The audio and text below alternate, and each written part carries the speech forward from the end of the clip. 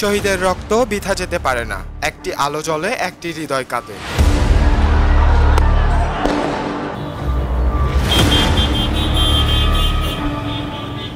রাজশাহী মহানগর যুবদল ও স্বেচ্ছাসেবক দলের উদ্যোগে 2024 সালের জুলাই আগস্ট গণহত্যার শহীদের স্মরণে আজ 20 জুলাই 2025 শনিবার তালাইমারী শহীদ মিনারে অনুষ্ঠিত হয় মোমবাতি প্রজ্বলন কর্মসূচি।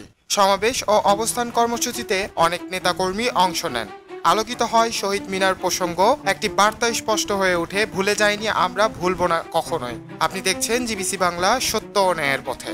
সমাবেশে সভাপতিত্ব করেন রাজশাহী মহানগর যুবদলের সিনিয়র যুগ্ম আহ্বায়ক মোহাম্মদ শরীফুল ইসলাম জনি। প্রধান অতিথি হিসাবে বক্তব্য রাখেন রাজশাহী মহানগর যুবদলের সদস্য সচিব মোহাম্মদ রফিকুল ইসলাম রবি। তাদের বক্তব্যে উঠে আসে গত বছরের এই সময় সারা দেশে গণতন্ত্র পুনরুদ্ধারের আন্দোলনে যেসব শহীদ ছাত্র জনতা জীবন দিয়েছেন তাদের স্মরণে আজকের এই কর্মসূচি আয়োজন করা হয়েছে।